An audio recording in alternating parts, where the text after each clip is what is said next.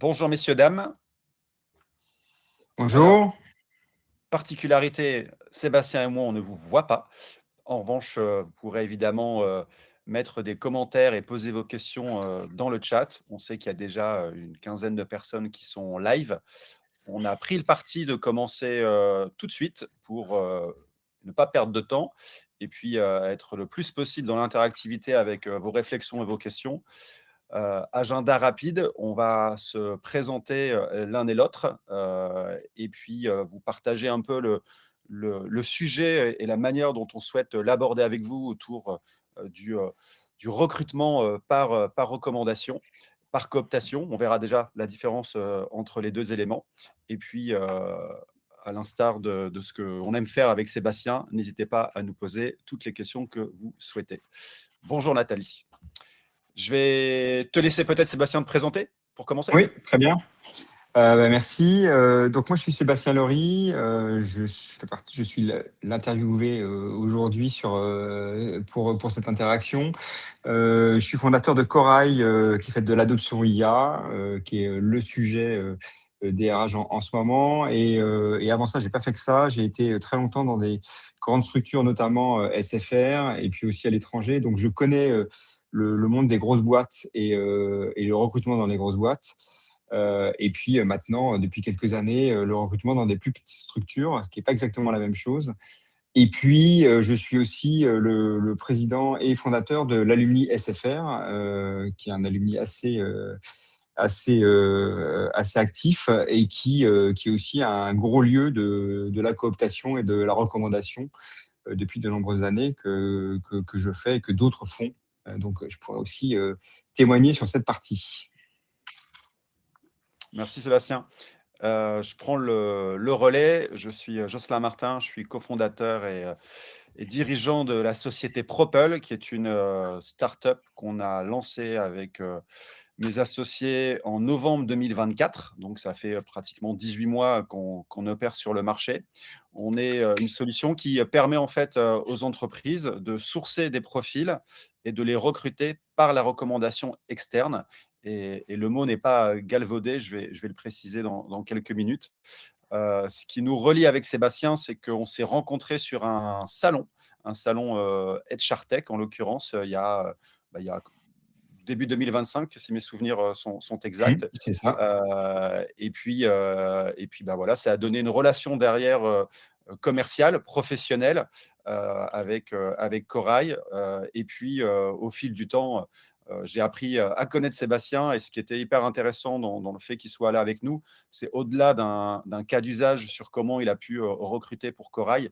Il l'a dit, il est cofondateur et président du réseau SFR Alumni. Et c'est un réseau qui est en effet ultra actif et qui met au cœur finalement de ces sujets aussi la recommandation, la cooptation. Donc c'est en ça que je trouvais intéressant de pouvoir avoir Sébastien avec nous. Donc je te remercie Sébastien d'être là. Et peut-être De avant de rien. commencer, juste pour placer un peu le contexte côté Propel, et l'idée, c'est pas du tout de faire un sujet commercial, mais comprendre comment nous, on est arrivé à créer cette solution-là. Moi, je suis un multi-entrepreneur. J'ai cofondé 2 entreprises avant dans le marketing et la publicité.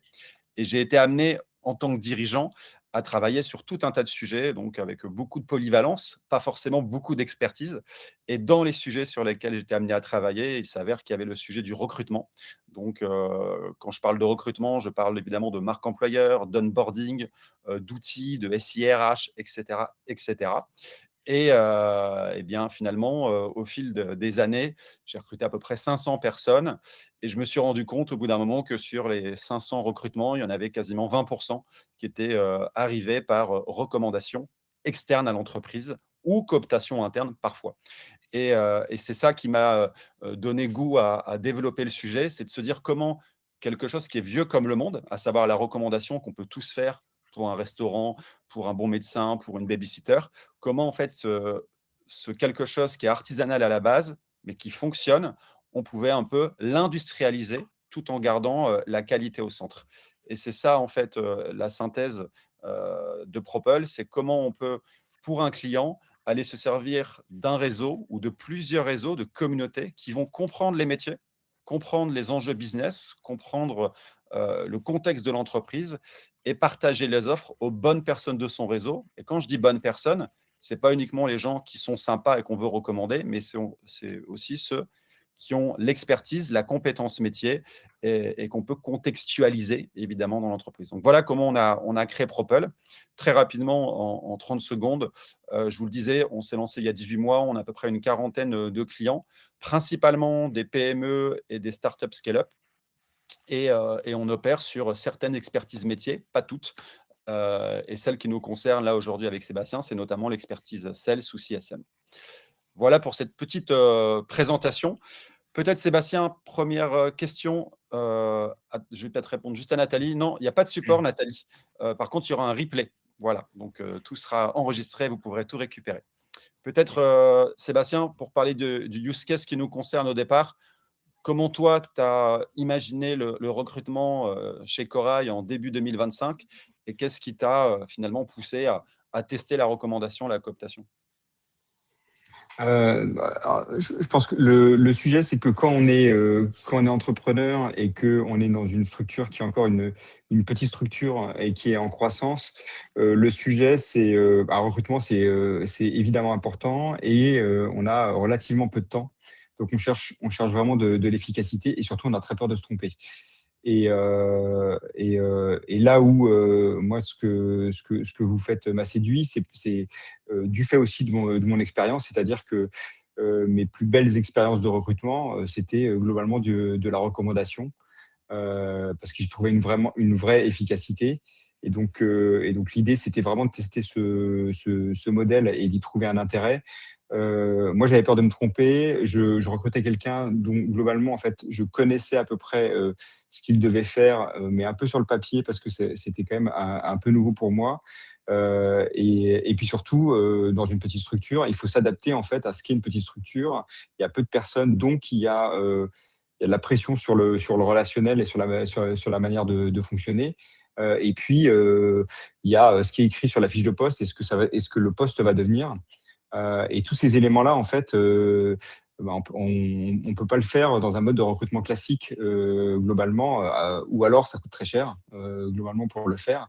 Donc, moi, dans ma situation, il y avait l'intérêt, en fait, de trouver, en fait, une vraie expertise pour aller chercher un profil, sourcer un profil, et puis avoir la recommandation qui allait amener une couche de réduction du risque pour moi, à me tromper, pour éviter d'embarquer quelqu'un ou d'avoir beaucoup d'entretiens ou d'embarquer quelqu'un dont il faudrait que je me sépare assez rapidement. Et donc, c'est ça que je cherchais et c'est ça que j'ai trouvé globalement dans la démarche, c'est-à-dire des éléments qui sont beaucoup plus de recommandations de ce qu'est la personne, de son mode de fonctionnement, plutôt que de ses compétences. Les compétences, c'est une chose. Et alors, je peux beaucoup en parler parce que l'IA est arrivée sur le recrutement un peu massivement. Et aujourd'hui, se revendiquer des compétences, y compris des soft skills, y compris un certain nombre de choses, surtout sur des compétences qui sont mouvantes aujourd'hui, et notamment autour de l'IA,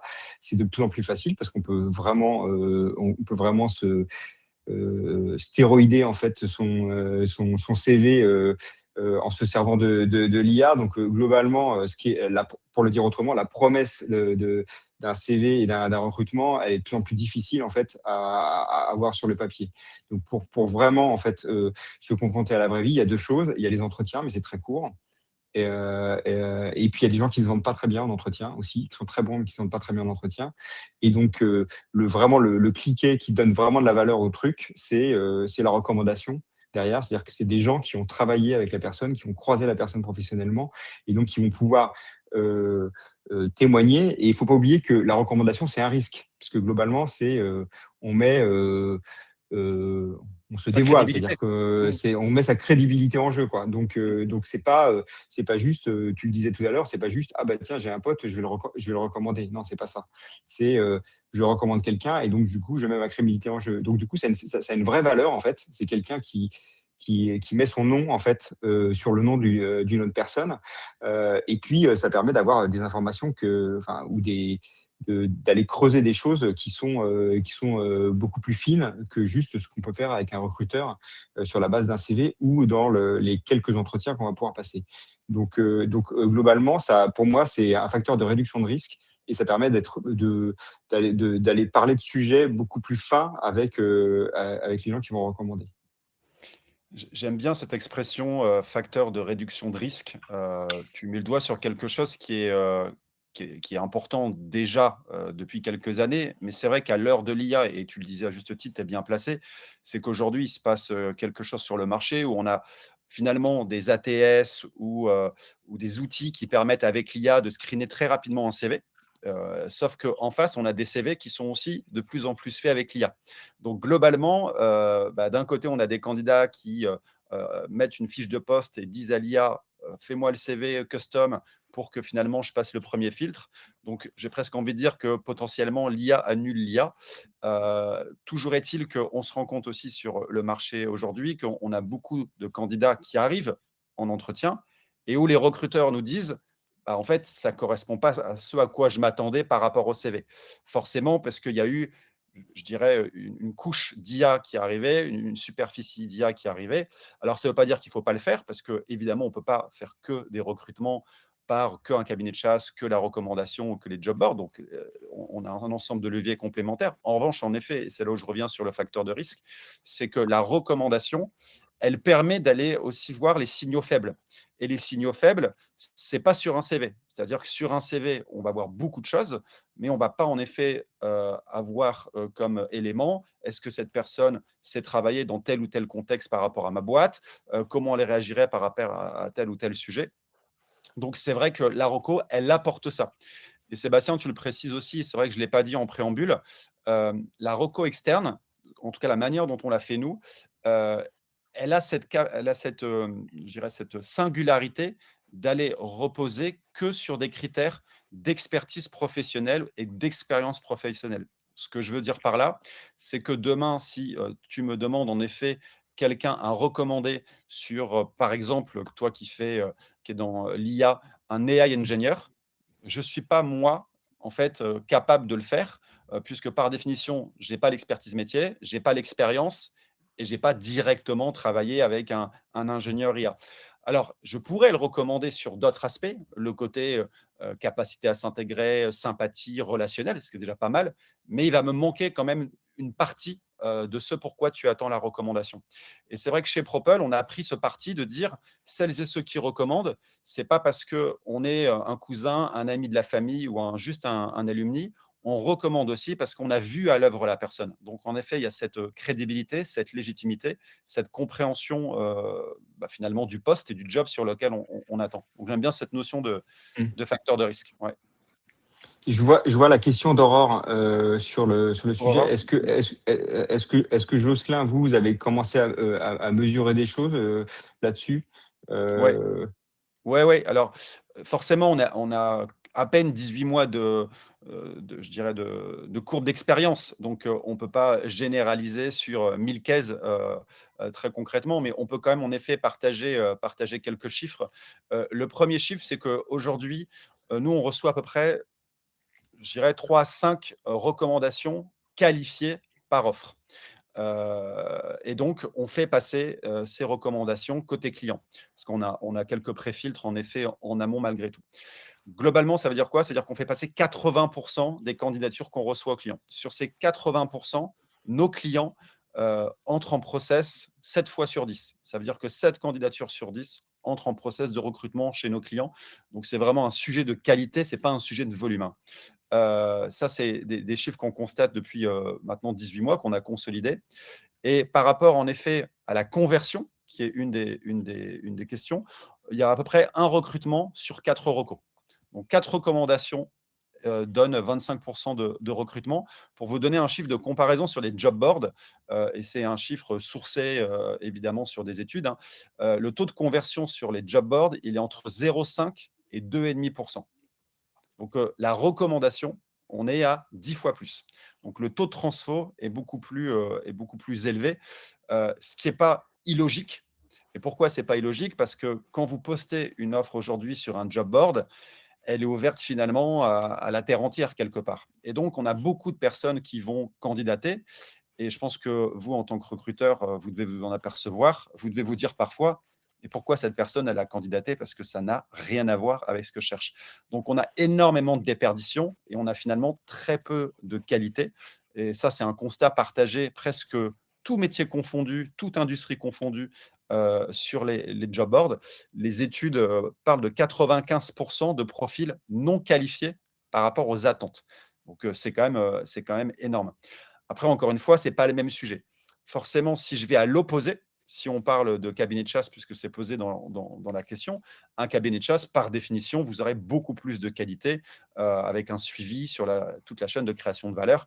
Mais évidemment, on ne va pas comparer un cabinet de chasse et un job board. Ce ne sont pas les mêmes coûts, ce ne sont pas les mêmes investissements. Nous, sur la recommandation externe, donc je vous le disais, on a à peu près un recrutement sur 4. Sur le taux de rétention, globalement, on a à peu près 80% des personnes qui sont recrutées par Roco qui valident leur période d'essai et qui poursuivent l'aventure. Parfois, ce n'est pas validé. La raison, elle peut être aussi chez le client, pas forcément que chez le candidat. Parfois, ça ne matche pas. Et ça sert aussi à ça, les périodes d'essai. Donc, voilà les quelques chiffres que je peux vous partager à ce stade. Et pour vous donner peut-être aussi un autre chiffre de comparaison sur la cooptation interne, qui est un autre sujet qui est opéré par des acteurs comme, je peux les citer, hein, comme Basile, comme Kikopt, comme Bamboo notamment. Les chiffres sont autour de 10-12% de cooptation interne. Donc, ce n'est pas si mal non plus. Ces leviers-là sont évidemment complémentaires. La différence entre la reco externe et la cooptation interne, c'est que la cooptation interne, vous le savez, s'appuie sur son réseau de collaborateurs, donc ses propres salariés, alors que la reco externe, ce n'est pas du tout le cas, va s'appuyer sur un potentiel beaucoup plus large d'experts métiers. Et ce sont ces personnes-là, nous, qu'on va chercher, qu'on va cibler, qu'on va onboarder avec une précision vraiment singulière, puisque, pour vous donner un chiffre, on refuse à peu près 50% des gens qui veulent devenir recommandeurs chez Propel. Donc, encore une fois, c'est très, très quali. Réponse très complète. Merci, Aurore, pour Ouais. ce retour. Très, très sympa. Je, je voudrais ajouter un point, parce que en tant que président de l'Alumni SFR, et même avant, évidemment, donc l'Alumni SFR, c'est globalement, et l'actualité fait que, on va dire qu'on a de belles heures devant nous sur l'Alumni SFR, puisque Mm. SFR est normalement programmé pour disparaître l'année prochaine. Globalement, en fait, moi j'ai toujours fait de la recommandation, et ce que je vois, moi, alors j'ai pas évidemment je fais pas des stats sur les gens que je recommande, mais ce que je vois globalement, en fait, c'est que plus le niveau de job est important, notamment plus la recommandation aussi a une vraie valeur aussi, et plus l'écart entre ce que coûte du recrutement pour des profils très seniors, ou des profils de dirigeants, et ce qu'apporte la recommandation et les modèles comme Propel, je trouve, apporte aussi vraiment de la valeur. Parce qu'en fait, lorsque vous voulez recruter un responsable d'un service, ou un directeur ou une directrice, globalement, la partie de compétences et de soft skills et de l'adéquation avec la culture d'entreprise va être extrêmement prégnante, en fait, dans la validation et dans la pertinence des profils qui sont proposés. Et globalement, d'expérience, je trouve que les gros cabinets de chasse négligent souvent cette partie-là, au profit, en fait, d'un screening un petit peu à l'agent immobilier. C'est globalement, il y a le nombre de fenêtres, le nombre d'étages, et la taille de jardin qui va bien. Et donc, du coup, on va mettre des profils en face avec peu d'imagination, là où globalement, et ce qui fait des processus qui sont extrêmement longs, parce qu'en fait, chaque étape du processus a pour objectif de dérisquer, ce que je disais tout à l'heure, en fait, des recrutements qui, à l'arrivée, vont coûter cher, deux, sont très importants pour l'entreprise. L'intérêt de la recommandation, c'est que moi, il m'est arrivé dans ma vie de dire, globalement, de me dire, mais en fait, non, il ne faut pas recruter. Tiens, cette personne-là, en fait, je la vois bien sur ce job-là. Et puis, quand je discute avec la personne qui recrute, je dis, mais en fait, non, c'est pas la bonne personne. Parce qu'en fait, la personne, je la connais. J'ai travaillé avec elle. Et dans le monde dans lequel on rentre, où globalement les seniors seront recrutés pour leur capacité à gérer des crises et des multi-crises et de l'agilité, parce qu'en fait, ils auront l'expérience d'avoir vécu des crises. Et les juniors seront recrutés par leur capacité à avoir embarqué la techno et à arriver augmenté. En fait, ne pas connaître, en fait, ne pas s'appuyer sur des gens qui ont vu les gens en situation, d'un côté comme de l'autre, c'est en effet prendre c'est prendre un pari assez fou sur leur capacité à s'intégrer dans un environnement. Aujourd'hui, recruter un dirigeant sans se dire, mais en fait, comment il va réagir. Est-ce que je n'ai pas parlé à quelqu'un qui est capable de me dire comment il va réagir en situation de crise ou comment il a vécu des moments difficiles dans l'entreprise, au-delà de l'interroger lui-même, et il se sera surentraîné à répondre à ces questions-là, hein. Et c'est pareil pour un jeune de se dire, tiens, mais en fait, sur son CV, il a touché à peu près à tous les outils IA, il est black belt sur Claude, mais en fait, je n'ai parlé à personne qui globalement l'a vu interagir avec l'IA dans une situation d'entreprise. Bah, globalement, en fait, c'est une vraie prise pour moi, c'est une vraie prise de risque. Et la recommandation, sur un processus relativement court, avec peu d'entretien, minore énormément ce risque. Et je trouve que c'est une partie de la valeur dans le monde dans lequel on est, elle est vraiment là-dessus. J'ai envie de répondre amen, Sébastien, sur ce que tu dis, parce que totalement aligné avec toi et je vais même compléter sur, un autre aspect aussi de la reco. En tout cas, là, je me place côté candidat qui, à mon sens, est souvent négligé, parce que, à la fois les recruteurs, avec la reco peuvent minorer le risque, mais j'ai envie de dire, ils peuvent aussi prendre des risques. Mais quand je dis prendre des risques, c'est dans le potentiel de la personne. Je m'explique, très souvent, on voit en effet des job descriptions et après, ça dépend de la culture des boîtes, évidemment, hein, mais euh, combien de fois on comprend qu'il faut un mouton à 5 pattes? Il faut vraiment cocher vraiment toutes les cases, etc. Alors, ça dépend des métiers, évidemment. Et je trouve, et là, c'est une conviction très, très personnelle, mais à mon sens, quelqu'un qui fait 80, 85, 90% de ce sur quoi on l'attend dans le périmètre de mission peut être un très bon candidat, en fait. Parce que il ne faut pas regarder juste au moment T, mais il faut aussi souvent regarder le potentiel, le savoir devenir, la Mm. capacité de la personne à se projeter dans l'entreprise. Alors, il y a plusieurs angles pour voir ça. Toujours est-il que la recommandation, à mon sens, permet aussi de dire à un client, bah, tu vois, cette candidate ou ce candidat, non seulement il sait faire ça, mais en plus, dans ce que tu vas devenir avec la boîte, puisqu'aujourd'hui, les horizons sont très court-termistes, hein. On ne parle plus de ce que sera ma boîte à 10 ans, on dit ce que sera ma boîte à 1 an aujourd'hui. Bah, voilà comment elle va pouvoir ou il va pouvoir se projeter. Et je me porte garant, moi, en tant que recommandeur, pour te dire que cette personne-là, tu peux y aller parce qu'elle a de la capacité d'adaptation, elle est flexible, elle est toujours ouverte sur des nouvelles choses, sur la compréhension. Elle a un vrai savoir devenir, elle a un potentiel soft skills fort. Et le recommandeur, il apporte ça. Ce qu'un CV ou ce qu'un entretien traditionnel ne va pas apporter. Encore une fois, c'est complémentaire, mais ces éléments-là, et tu as raison, Seb, de préciser, à la fois d'un côté, ça minore le risque pour un recruteur, mais parfois, ça permet aussi de dire au recruteur, ce risque-là, tu peux le prendre sur ce candidat parce qu'en réalité, ce n'est pas un risque. Ça sera le bon candidat demain. Et nous, on le voit aujourd'hui sur les candidatures qui passent. On voit toutes les candidatures passer. On voit des profils honnêtement incroyables, puisqu'on a beaucoup de off-market, des gens qui, par définition, ne vont pas forcément mettre open to work sur leur LinkedIn, mais qui veulent bouger. Et ils nous expliquent pourquoi ils veulent bouger. Et en fait, sans la recommandation, enfin sans le recommandeur, potentiellement, ils n'auraient pas les jobs.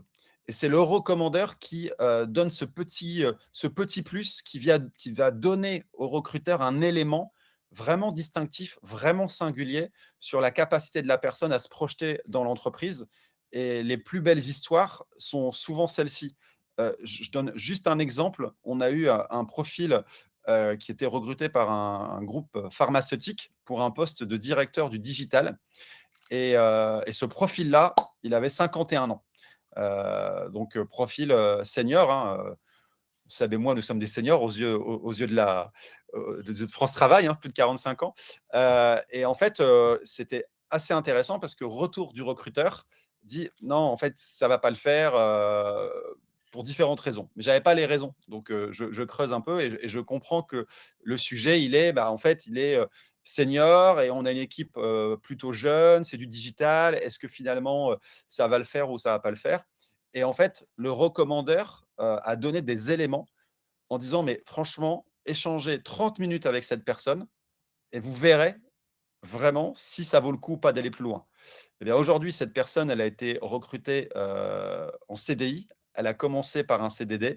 Et c'est franchement un bel exemple de ce que peut amener la recommandation pour aussi pousser des candidats et leur permettre finalement d'avoir des belles aventures Mmh. qu'ils n'auraient pas sans la recommandation. Parce que s'il y avait eu que le CV, l'ATS et les filtres, le CV ne serait pas passé, en fait, tout Mmh. simplement.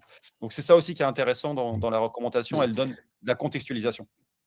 Et pour rebondir là-dessus, c'est moi je vois dans les gens que j'ai pu recommander, et justement sur globalement des jobs ou sur le papier, en fait, si on prenait les critères objectifs, il y avait de grandes chances que si l'entreprise qui recrutait ne voulait pas prendre trop de risques, ou voulait encore une fois minorer son risque, elle ne choisisse pas cette personne, notamment parce qu'en fait, quand vous avez fait un certain nombre d'entretiens et que vous hésitez entre un ou deux, entre deux ou trois profils, globalement, invariablement, vous allez revenir sur des critères objectifs du type, en fait, Mmh. la personne connaît le secteur, ou la personne est plus que qualifiée sur l'expertise qui est demandée. En revanche, la personne a une personnalité, une expérience adaptée en fait à la culture du secteur ou de l'entreprise. Ce sujet-là, en fait, vous le captez rarement en entretien ou très difficilement. Et la recommandation, en revanche, vous l'apporte.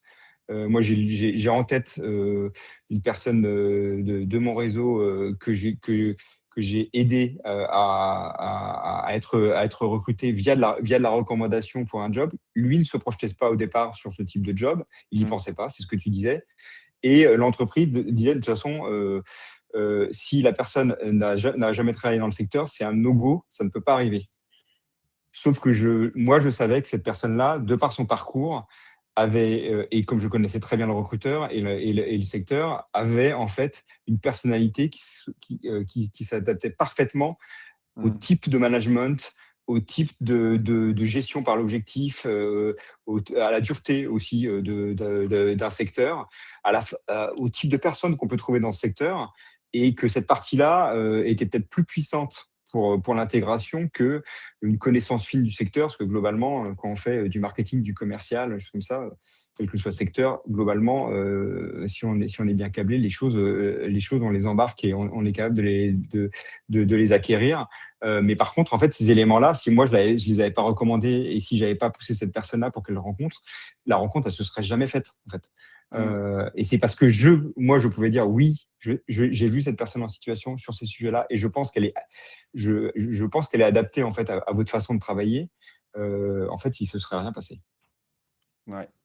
Bah, c'est un bel exemple de la connaissance que tu avais et du candidat d'un côté et de l'entreprise de l'autre. Après, tu as soulevé aussi un sujet qui est celui de la culture de boîte. Nous, on se rend compte qu'on a des prospects, je ne vais pas dire des clients, parce qu'avant tout, ce sont des prospects, qui nous appellent pour tester en fait la recommandation. Et on ne va pas plus loin dans la démarche parce que euh, le test pour ces personnes-là, c'est d'ajouter un levier de recrutement sur un recrutement qui est compliqué ou un profil très pénurique. Alors, le recrutement compliqué, je vais être très honnête avec vous, messieurs, dames qui nous écoutez, qui nous regardez. S'il est compliqué avec un cabinet de chasse, il sera aussi compliqué sur la reco. Je veux dire, ce n'est pas une solution miracle. Sur la partie métier pénurique, là, ça change en effet un peu la donne, puisque par définition, c'est un levier qui est très complémentaire de ceux existants. Et en effet, il y a certains métiers qui ne se travaillent que par le réseau. Et tout à l'heure, tu parlais de métiers plutôt C-level. On se rend compte que c'est également très vrai pour d'autres métiers.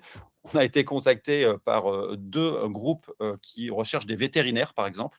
Donc, il y a un vrai sujet sur les vétérinaires, sur les techniciens de maintenance, sur les conducteurs d'engins, les conducteurs de travaux, qui sont des métiers pas complexes, mais qui sont des métiers pénuriques et où le réseau peut évidemment, notamment en local, avoir une vraie valeur ajoutée. Mais en tout cas, voilà, je parlais de culture parce que les clients qui ont la culture de open-minded, d'ouverture d'esprit, de prise de risque, Je trouve que ça court de moins en moins les rues, malheureusement. Mais je prends un exemple. On a un client qui s'appelle Mon Chasseur Immo, qui est, euh, qui est une boîte en fait qui recrute des chasseurs immobiliers. Donc, ce ne sont pas des agents immobiliers, ce sont des chasseurs immobiliers. Et en fait, la job description, elle est assez incroyable parce que dès le départ, c'est marqué, peu importe d'où vous venez, peu importe votre expertise, que vous l'ayez ou pas en immobilier, nous, on cherche des profils. Et là, ils mettent des éléments plutôt de soft skills. Alors évidemment, avec un lien fort commercial, mais très, très ouvert sur la capacité à adresser des profils qui viennent pas de l'immobilier, mais qui pourraient faire ce job-là. Je trouve que c'est un bel exemple d'ouverture d'esprit pour une boîte, mais ça part vraiment de la culture des dirigeants, ça part de la culture de l'entreprise, et ça se retranscrit évidemment dans la typologie de recrutement qui est la leur. Donc voilà, c'était pour apporter aussi ce sujet-là. Euh, Peut-être, Sébastien, intéressant. Alors, n'hésitez pas si vous avez des questions, parce qu'on ne connaît pas évidemment vos parcours, vos industries, et on peut adapter les réponses, notamment du côté Propel, en fonction des cas qui peuvent être les vôtres. Mais peut-être, Sébastien, intéressant que tu fasses une projection sur le réseau Alumni, parce que tu le disais avec SFR. SFR va être dans 18 mois, je crois, Mm.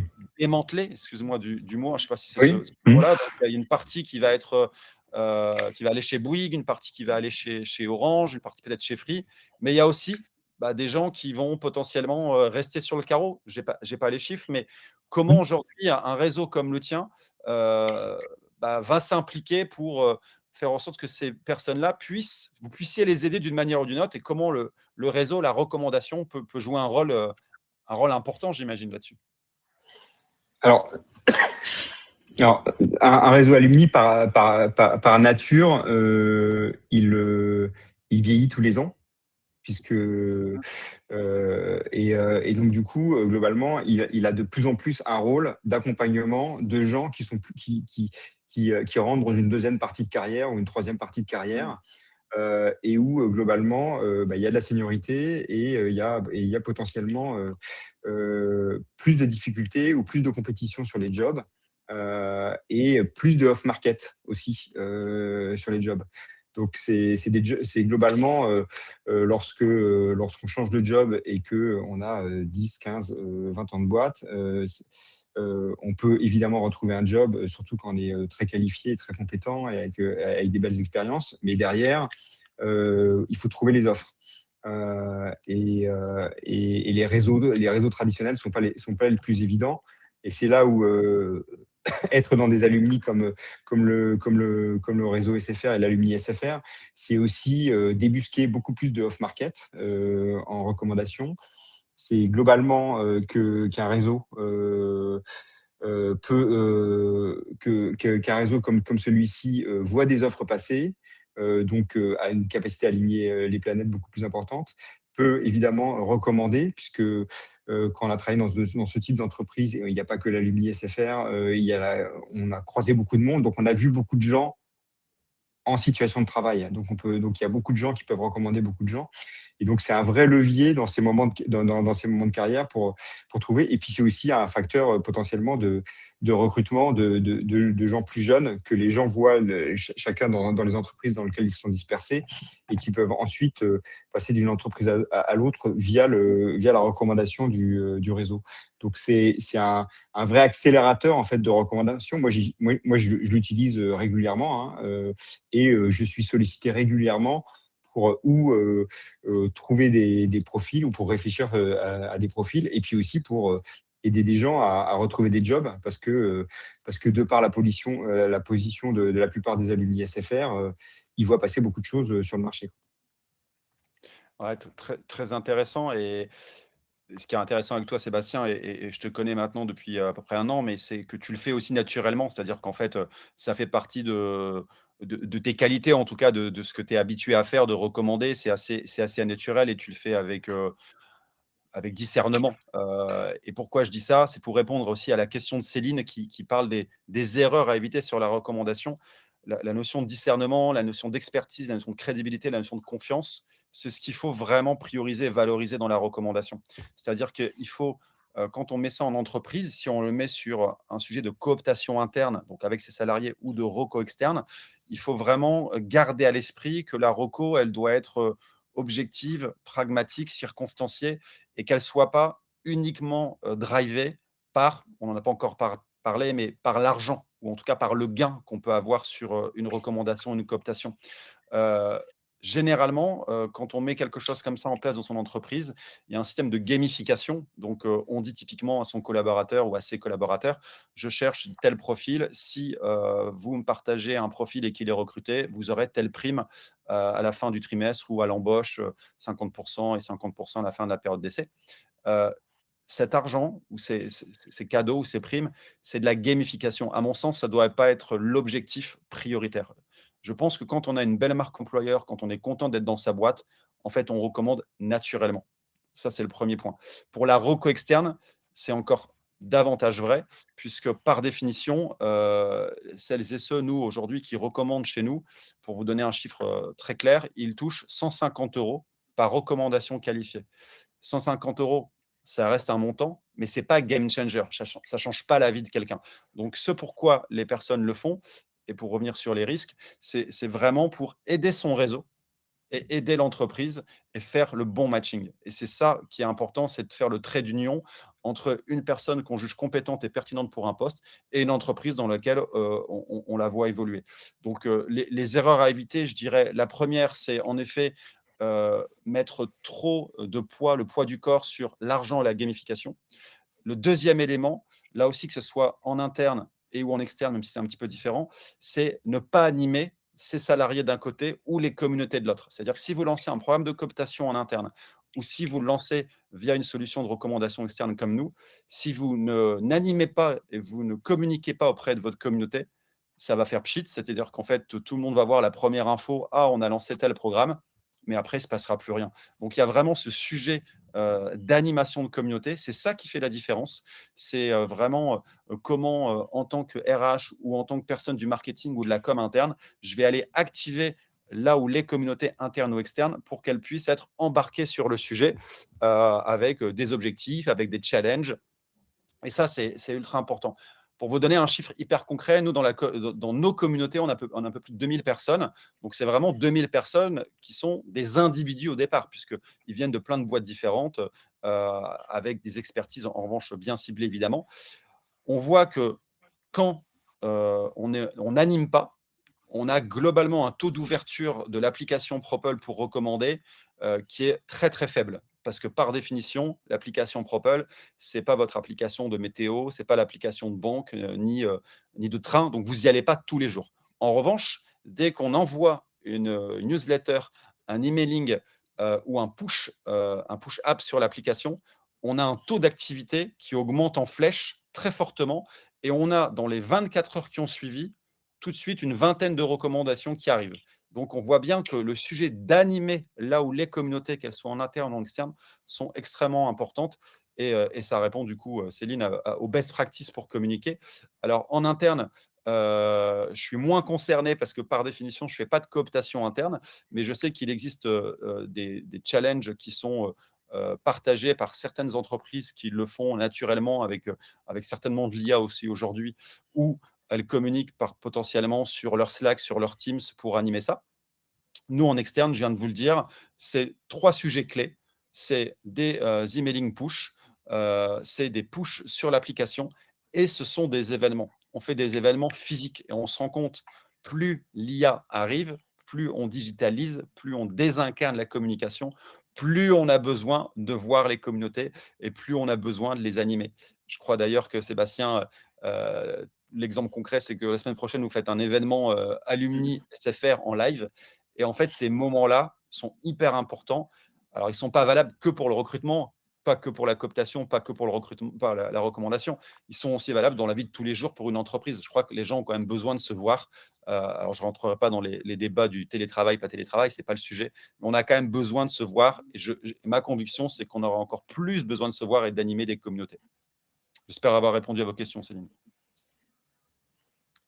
Sébastien, peut-être un mot là-dessus. Oui, oui, non, moi il y a un autre sujet, il est 39, il y a un autre Ouais. sujet que je trouvais intéressant d'aborder aussi, qui est en fait un sujet qu'on aborde peu, mais c'est en fait notamment en vision RH, et moi je l'ai vécu quand je recrutais des gens et des gens de haut niveau, c'est se dire, mais en fait, si je dépense pas d'argent pour recruter, une somme d'argent, en fait, mon recrutement n'a pas de valeur.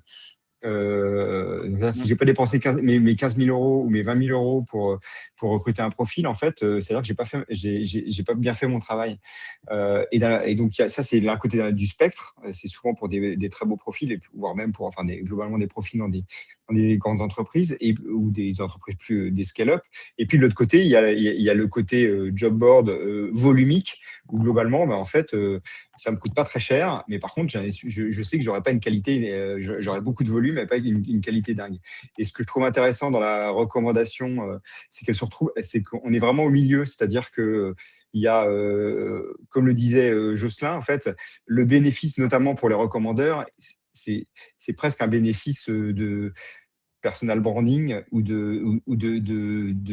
c'est pas C'est un la bénéfice pyramide, purement financier, mais c'est c'est un la pyramide de bénéfice Maslow. exactement. Ouais, pyramide de Maslow. Exactement, Ouais, c'est un bénéfice émotionnel ou statutaire, voilà, exactement. c'est le mot que je Ouais. cherchais, Mmh. statutaire, qui est, en fait, je suis arrivé à un niveau de maturité et de connaissances, et j'ai un réseau qui fait que, oui, j'ai la capacité à recommander des gens, ma recommandation a de la valeur. Et donc, ça joue là-dessus. Et je trouve que c'est des valeurs super positives. Et puis de l'autre côté, évidemment, il y a une rémunération, mais il y a moins de profils qui sont proposés et avec une vraie qualité de profil et qui apporte en fait un très bel équilibre entre ce que ça va me coûter en tant qu'entreprise et puis la valeur que j'y trouve et le bénéfice que j'y trouve. Et donc, il faut un peu sortir, c'est un peu contre-intuitif, mais un peu sortir du truc mais en fait, si je dépense pas beaucoup d'argent, je vais faire un mauvais recrutement. Non, en fait, ça marche pas comme ça, et ça marchera de moins en moins comme ça, notamment parce qu'en fait, si on n'a pas des gens qui disent cette personne-là, je l'ai vu travailler, elle est bien, Mmh. et c'est pas parce qu'elle a passé tous les ATS parce que elle a boosté à l'IA son CV qu'elle est bien, c'est parce que je connais quelqu'un qui a travaillé avec cette personne-là et qui dit qu'elle Mmh. travaille bien.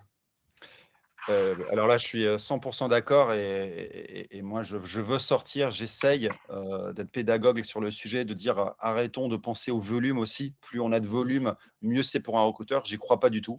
Je pense que, je vous donne un exemple, mais qui est très personnel, hein. Dans mon ancienne boîte, j'avais fait appel à un cabinet de chasse pour certains postes. Et une fois, ils m'ont proposé un candidat en me disant bah, désolé, pour l'instant, on n'a pas de shortlist plus large. Et je leur ai dit, bah, je veux quand même voir le candidat. Et en fait, j'ai embauché le candidat. Je n'avais pas besoin de comparer. Alors, je sais que c'est rassurant parfois aussi de comparer, mais des fois, si c'est le bon, c'est le bon. Donc, il ne faut pas hésiter. Et sur la partie argent, je te rejoins aussi sur un truc qui est ultra pragmatique et qui est certainement le meilleur exemple qu'on ait. C'est que chez Propel, on a de la tech, évidemment, puisque par définition, on a développé des assets digitaux et on avait besoin d'un CTO. Autant vous dire que moi, je ne suis pas du tout tech, ce n'est pas du tout mon métier, donc je n'ai pas la capacité à comprendre ce qu'est un bon CTO ou ce qu'est un mauvais CTO, si ce n'est sur la valeur peut-être intrinsèque, humaine, culture fit, etc. Et donc, on s'est posé la question, mais comment on va faire? Alors déjà, on s'est dit, on va commencer par Propel parce que c'est quand même plutôt chouette, on a déjà une solution. Et on a recruté notre CTO par Propel. Donc, c'était il y a plus d'un an. Donc, vous l'aurez compris, période d'essai validée, etc. etc. Ça nous a coûté, parce que du coup, on a mis l'offre comme si nous étions un client lambda. Ça nous a coûté du coup moins de 1 000 euros pour un profil qui, si on l'avait pris par un cabinet, nous aurait coûté à peu près 20 ou 25 000 euros de fees. Et on a eu 4 recommandations qu'on a jugées qualifiées. Alors après, on a fait passer des tests, etc. Mais juste pour vous donner cet exemple-là, qu'on a un CTO qui est incroyable, qui s'appelle François, et qui est venu chez nous par une reco d'un recommandeur chez Propel. Et ça nous a coûté moins de 1 000 euros et on en est très, très content. Voilà, donc c'était pour illustrer ce que tu disais, Sébastien. Souvent, on dit que les cordonniers sont les plus mal chaussés, mais il fallait que nous, on montre l'exemple. On est très content là-dessus. Il reste 1 ou 2 minutes. Si vous avez des questions, c'est le moment. Si vous n'en avez pas, c'est pas grave. Juste peut-être pour synthétiser, et je vais prendre peut-être le dernier mot là-dessus. La reco, c'est un levier qu'il faut vraiment, à mon sens, avoir dans son esprit, dans son scope pour certains recrutements, pas pour tous, mais ça peut vraiment fonctionner, notamment sur des profils où on a besoin d'avoir cette notion de contextualisation, de soft skills dont on parlait tout à l'heure. Potentiellement sur des profils pénuriques aussi, c'est un vrai bon levier pour aller chercher d'autres canaux grâce aux communautés, grâce au réseau, grâce potentiellement à vos salariés en interne. Ce n'est pas le levier central, mais c'est un levier qui est très complémentaire et qui, par rapport à un job board, sera beaucoup plus quali. Ça, c'est une évidence, et également moins onéreux. Par rapport à un cabinet, une création, un accompagnement différent, mais par contre, extrêmement moins cher aussi. Donc, peut-être considérer ça avec de la cooptation interne, avec des outils comme Bamboo, comme Trusty, comme Kickopt, et avec la reco externe, comme Propel, évidemment. On se tient à votre disposition pour échanger. N'hésitez pas à nous rajouter sur LinkedIn et merci pour votre présence. Merci. Merci Sébastien. À bientôt. Merci Jocelyn. À bientôt. Ouais. Ciao.